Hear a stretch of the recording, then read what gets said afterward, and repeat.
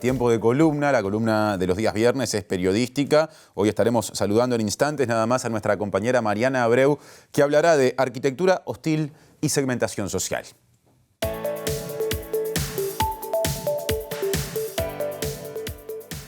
Utilizada principalmente con fines de seguridad y para impedir la permanencia de personas en situación de calle, la llamada arquitectura hostil o defensiva está presente en las grandes ciudades del mundo y se expande en Montevideo. Hierros puntiagudos en muros y escalones, rejas en donde no hay puertas ni ventanas, estructuras de hormigón en las veredas, barreras de diversos materiales que bordean casas, edificios públicos, plazas y monumentos. Estas formas de delimitar el espacio se suman a otros fenómenos socioterritoriales que se han intensificado en las últimas décadas relacionados a la segregación y segmentación urbana, la gentrificación, los barrios cerrados y el avance de proyectos privados en suelo público.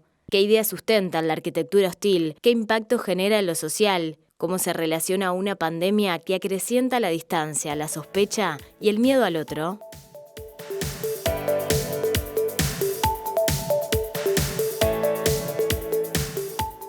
Creo que han sido más que familiares, es decir, que todos y que todas ubicamos zonas de nuestros barrios con características como las descriptas y vistas en esas imágenes. Desarrolla Mariana Abreu. ¿Cómo te va, Mariana? ¿Cómo estás, Martín? Un ¿Todo gusto bien? estar acá. Y como bien decías, estos elementos de la arquitectura hostil o la arquitectura defensiva, según cómo lo miremos, forma parte del paisaje, está naturalizado, sobre todo en ciertos barrios, ¿no? En Cordón, Ciudad Vieja, Palermo, los barrios que están más densamente poblados, los más transitados. La idea es problematizar un poquito este fenómeno que se viene intensificando no solamente en Montevideo, sino también en otras ciudades del mundo y que se le ha puesto nombre, es un fenómeno que se le ha puesto nombre relativamente hace pocos años, ¿no? Y se trata de los elementos que modifican el espacio público para que no sea utilizado con determinados fines, sobre todo para evitar la permanencia de personas en situación de calle o transeúntes, también utilizados con fines de seguridad. Claro. Ahí en la presentación de este informe veíamos algunos ejemplos, son los pinchos que están en las escaleras, en los muros, las ochavas cerradas, ¿no? Los monumentos enrejados. Sí, retiros que muchas veces quedan también por detrás de algún tipo de contención de esas o de barrera de ese tipo, ¿no? Exactamente, también los elementos de hormigón o de material que están en las veredas muchas veces impidiendo el paso de los peatones. Entonces, bueno, sobre todo esto es que vamos a estar hablando. Nosotros estuvimos conversando con dos sociólogos, Diego Amarilla, que también es docente de la Facultad de Ciencias Sociales de la UDELAR, y Adriana Barreiro, que es docente de la UDELAR y doctora en Sociología en la Facultad de Arquitectura. Los escuchamos. Son formas de que las sociedades occidentales han encontrado para defenderse de aquellos que consideran sujetos indeseables. Concretamente, a partir del desarrollo de las grandes ciudades en Europa Occidental y en Estados Unidos, se empieza a generar este fenómeno que su objetivo es que las personas en situación de calle, homeless, no pernocten o habiten en espacios que están en un limbo entre lo público y privado, ¿no? Como puede ser el frente de una casa, de un edificio, de un comercio, de una empresa. En su momento, tal vez a mediados del siglo XX, fueron personas que trabajaban en recolección de residuos, luego los denominados bolseros o pastabaceros. También podría ser aplicado luego en ese estiramiento semántico del indeseable a, como decís tú, por ahí personas que no necesariamente viven en situación de calle, puede ser personas que disfrutan de la ciudad de otra manera, ¿no? Como un espacio de ocio, pero que se generan determinados problemas de convivencia con los vecinos. Los distintos pinchitos, las tiras, ¿no?, de hierro con pinchos, que evitan el que las personas puedan pernoctar o simplemente pararse, estar allí durante algunos minutos. Eso para muchos es hostil. ¿Qué necesidad hay de incluir esos adefesios a los efectos de defenderse? Muchos entienden que es de recibo, que corresponde, que es un derecho del propietario o del usuario de ese espacio el que allí no pernocten personas, no lo ensucien, no lo afeen. Es algo que se ve, por ejemplo, en monumentos. Se ve a determinadas estatuas a las cuales se les ha colocado un enrejado alrededor. Seguramente para evitar o que se la grafitee, o que se haga depósito de cosas allí, gente que pueda colocar bolsos, gente que pueda colocar sus pertenencias en un lugar que remite al espacio colectivo. Entonces, se está preservando el espacio, se está inhabilitando. Hay barreras excluyentes, rejas que impiden pasar. Hay algunas que son hasta ofensivas, ¿no? Porque esas rejas cortadas, ¿no? Esos fierros hacia arriba, a la altura del piso, también pueden inclusive generar problemas de otro tipo a las personas que voluntaria o involuntariamente accedan a ese espacio. Sí, exactamente. Sobre eso vamos a hablar en un ratito, sobre esos pinchos que pueden incluso lastimar a quien se tropiece. Incluso capaz que alguien ni siquiera es que se siente allí adrede, pero bueno, un niño, un animal también, ¿no? Pero hay una página que es muy ilustrativa, se llama Montevideo Ortiva, es una cuenta de Instagram en donde se suben fotografías de distintos de estos elementos, y también hay de otras ciudades. Quien quiera interesarse más sobre el tema puede ingresar allí. Hay barandas, por ejemplo, que terminan en punta para que la gente no se siente, o como por ejemplo para que los skaters no utilicen para andar por allí por el skate. Hay varios ejemplos. Y también esta página Montevideo Ortiva la traigo a cuento porque denota una preocupación social, ¿no? Pues es en un tono de denuncia, de problematización de estos elementos, ¿no?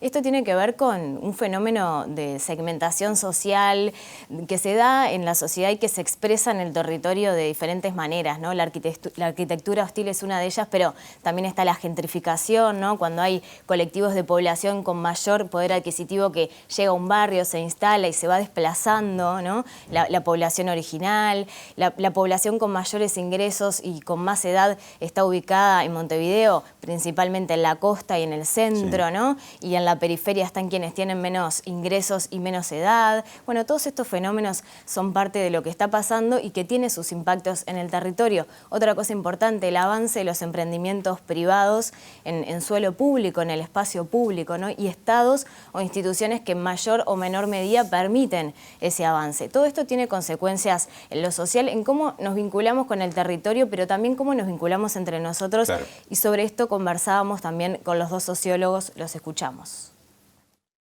Modifica profundamente el uso del espacio público y acrecenta aún más esa brecha entre lo público y lo privado, incluso apropiándose de, como decís vos, un murito en una parada o en un zaguán, termina acrecentando la construcción de un otro peligroso. ¿Qué es un otro peligroso? Es una persona que no comparte los mismos valores o costumbres que los individuos que sí se encuentran integrados socialmente o tuvieron otras oportunidades a nivel educativo, bueno, a nivel filial y de vida. Y esto genera ciertos riesgos, ¿no? Porque en definitiva, cuando las personas pierden la empatía y la capacidad de vincularse con otro, lo que hacen es estigmatizar más a esa persona, segregarla más. No generar empatía o el interés por el otro, sino es para obtener algún tipo de rédito material o bien que esta persona, ya sea una persona en situación de calle o no invada mi espacio privado. Puede ser que el efecto pandemia llegue a acrecentar la estigmatización de la población homeless, sobre todo, ¿no? Porque además de los atributos que ya tenían, o sea, personas que han roto sus vínculos sociales casi en su totalidad o que tienen adicciones severas, ¿no? Algún tipo de patología, el tema de la pandemia lo que termina haciendo es generar otro peligro adicional en ese otro que ya de por sí era peligroso, ¿verdad? Para los individuos que están socialmente integrados. Cada vez nos protegemos más, nos aislamos más, nos volvimos más hostiles en relación al otro, nos protegemos, los edificios son protegidos y por ende se acepta el que se eventualmente vuelvan hostiles. ¿Qué nos pasa? ¿Qué nos pasa con esos procesos de segregación espacial, de zonificación? Están particularmente en determinadas zonas de Montevideo, o de repente hay otros tipos de hostilidades en zonas de menor circulación, donde la movilidad de quienes vivimos en áreas centrales es menor y por ende no las vemos como proyecto. La sociedad, ¿qué quiere? Ya vimos cómo la costumbre ha llevado a que con los años, esto no empezó ayer, es un proceso de acumulación, aparezcan este tipo de obstáculos, rejas, en fin, diferentes maneras de generar barreras o exclusiones. ¿Qué dice la normativa? Porque una cosa es la costumbre, otra cosa son las reglamentaciones. Sí, todo lo que es obstaculización de la vereda, ¿no? Impedimento del paso está prohibido, no está permitido. El cerramiento de las ochavas, todo lo que se pone, como decía, en la vereda, aunque sea en las entradas, porque es verdad que hay un limbo ahí entre el espacio público y el espacio privado, la línea de construcción, pero en cuanto eso esté librado al uso público, unos pinchos, como hablábamos hoy, que pueden llegar a lastimar a alguien, están prohibidos.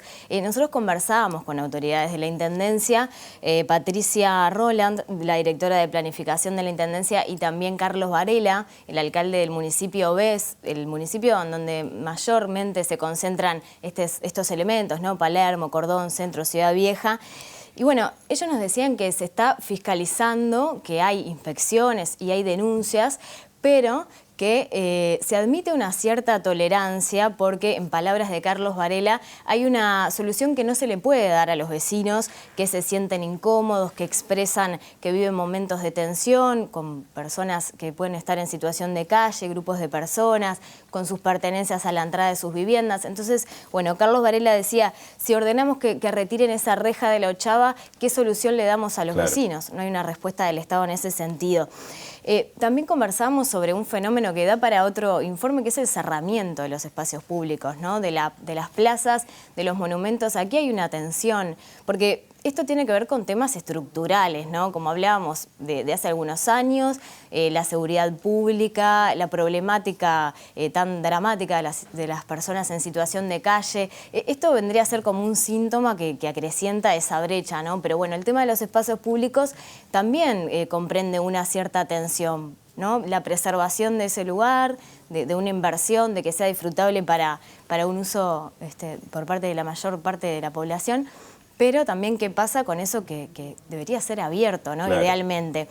Me gusta esto de la pregunta que nos dejó Barreiro como para pensar de más allá de esos casos particulares, esas individualidades, qué proyecto queremos, ¿no? Como sociedad, cómo es el territorio que queremos construir, ¿no? Nos vamos a llenar de pinchos, de rejas cada vez más. Bueno, en algún momento vamos a tener que convivir, ¿no? Y hacernos cargos de todo esto. Y quizá una cosa sea protección de espacios de valor patrimonial, artístico, contra la vandalización, y otra, exclusión de personas, ¿no? Porque también hay líneas que podrían ser diferentes que a veces se terminan mezclando, me parece. Exactamente. Hay mucho para pensar. Gracias, Mariana. Hasta la próxima. Hasta luego.